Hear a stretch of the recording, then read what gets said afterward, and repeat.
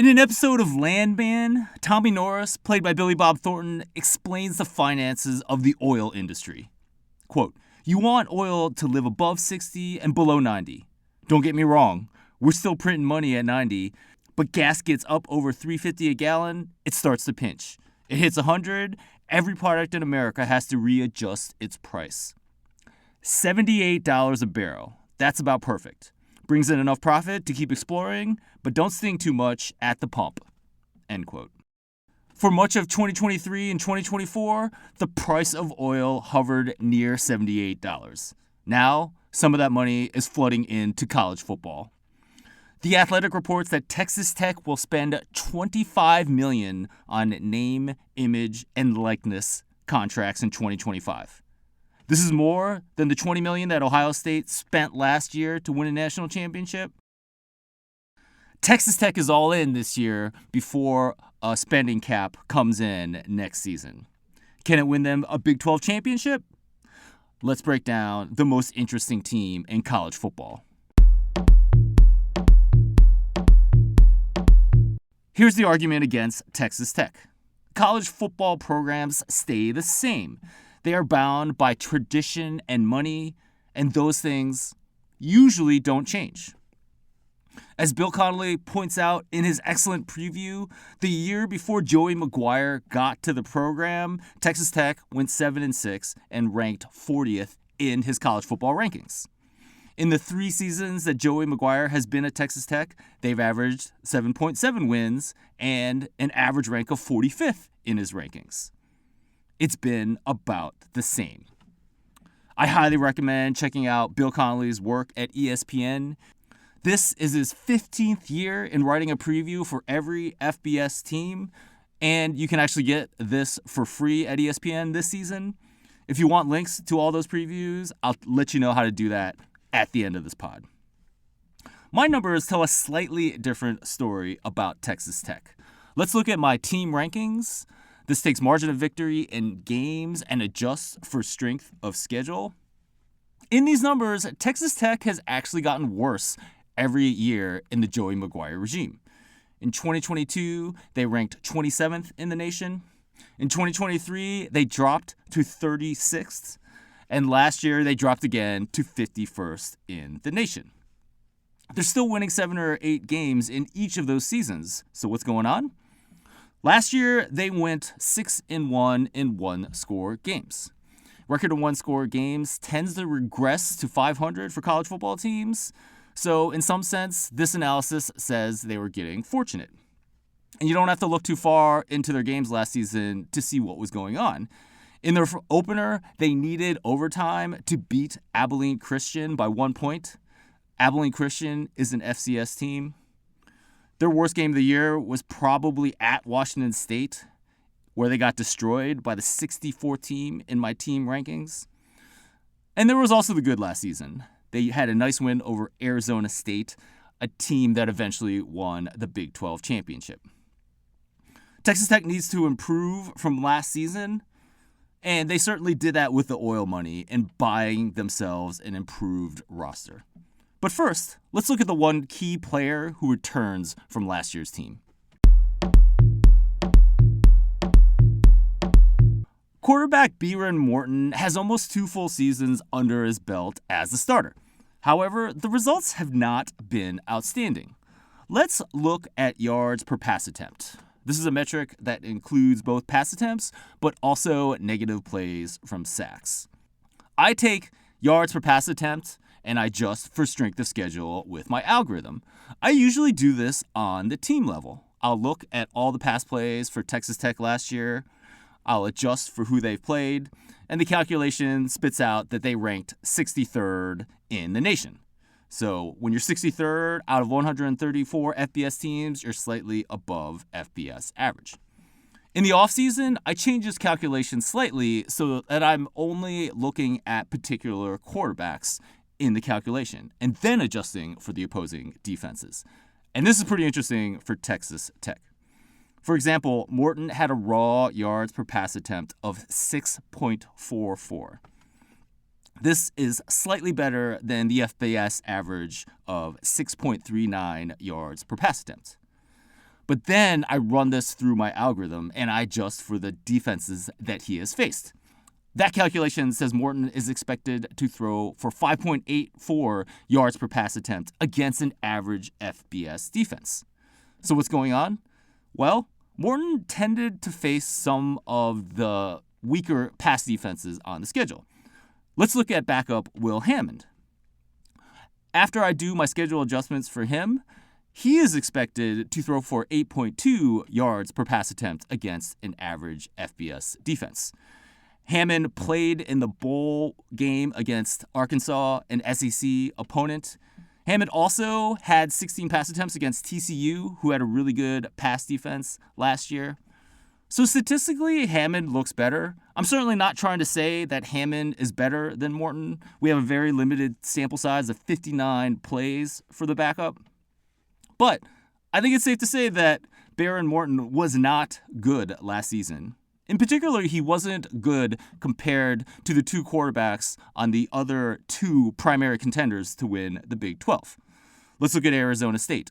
They bring back quarterback Sam Leavitt. When you look at my passing metrics from last season, Sam Leavitt was expected to throw for 7.39 yards per pass attempt against an average FBS defense. Kansas State brings back Avery Johnson. In my adjusted numbers, he was expected last season to throw for 6.6 yards per pass attempt against an average FBS defense. Remember, Morton was lower than both these guys at 5.84. Behren Morton is getting some NFL consideration. ESPN says that he is likely an early day 3 consideration, so a 4th-round pick. That's not bad.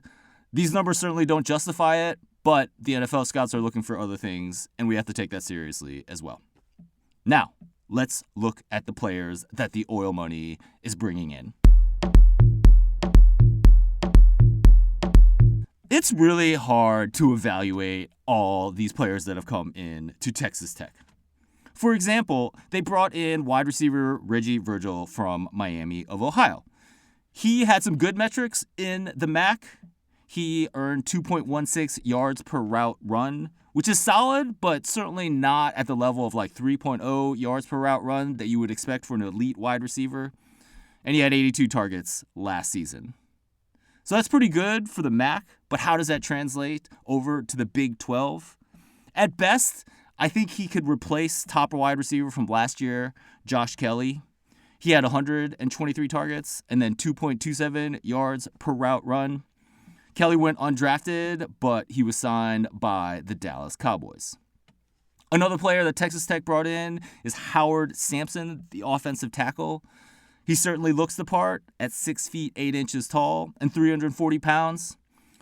But his history is interesting. He barely played at North Texas for 2 years before he took over as the starter at North Carolina last season. Texas Tech brought even more talent on the defensive side of the ball. One player certainly stands out here. That's Stanford edge rusher David Bailey. He played in a power conference last year. He got some of the numbers, 7 sacks, 8 tackles for loss. And when you dig into it a little bit deeper, those numbers could have been even better. He played a limited number of snaps the first half of the season. Coach Troy Taylor said he was dealing with a nagging injury. But then it gets harder to evaluate some of these transfers. Let's take cornerback Bryce Pollock, for instance. He played at Mississippi State last season, so he was certainly seeing top-notch SEC competition, and he had decent PFF coverage grades, 64 and 65, the past 2 seasons. But this was a really bad Mississippi State defense. For example, they ranked 128th out of 134 teams in my adjusted passing success rate. You certainly can't just look at these types of numbers, yards per route run, PFF grades, to evaluate these players. Coaches have a lot of tape that they're looking at. I think one source that really helps me in figuring out this roster is looking at the NFL prospects of some of these players. Jordan Reed at ESPN published a nice article where he went around and asked some of these NFL personnel what they thought of these players. David Bailey came out as the top NFL prospect. He's considered a day 2 pick, which means he's expected to go in the 2nd or 3rd round. The cornerback Pollock that I talked about is considered a day 3 guy, so somewhere between rounds 4 and 6. When you look at this Texas Tech defense, they were not great last year. They ranked 54th in my adjusted success rate. And gunned ahead, if you had to predict whether they were going to get better or worse, you would have to say better. But how much better are they going to be? Are they going to be a top 30 defense? I think it's impossible to tell right now. At the power rank, I take market win totals and then I back out a rating for each team in college football. So for example, back in June, Texas Tech had a win total of 8.5 and the price was minus 114 for them to go over. I feed this into my algorithm along with the win totals for all other FBS teams. And I also have to use the ratings for FCS teams because they play FBS teams. My algorithm cranks through all this data, and Texas Tech ended up 27th in those numbers. I will redo this calculation before the start of the season, and Texas Tech is almost certainly going to go up because now the market still has them at 8.5 wins, but now the price is minus 150 to go over. The bettors certainly think the oil money has bought a top 25 team. Based on my analysis, I am skeptical. But no matter who is right, Texas Tech will be one of college football's most interesting stories in 2025. Thank you for listening. My name is Ed Fang, your host for the Football Analytics Show. This episode is part of the 2025 Preview Series, a daily series of podcasts to get you ready for football season. This preview series is brought to you by the Power Ranks Sports Betting newsletter. Looking for some action on any given weekend? This is a free service for you, as 5 Nugget Saturday is my curated list of tips and analytics. In addition, you'll also get my football betting resource guide. This is a guide that has links to all of Bill Connolly's previews. To sign up for free, go to thepowerrank.com. That's ThePowerrank. Once again, that's thepowerrank.com. Members of the Power Rank get access to all of my best predictions, analytics, and analysis. There are bets on spreads, totals, and props every week of the season. For example, as part of those calculations, you'll get the latest college football market rankings, which I believe is the best way to evaluate college football rosters in this transfer portal era. To learn more about how to support my work, go to thepowerrank.net. This is a URL that will take you to a page on my site where you can learn more about becoming a member of the Power Rank.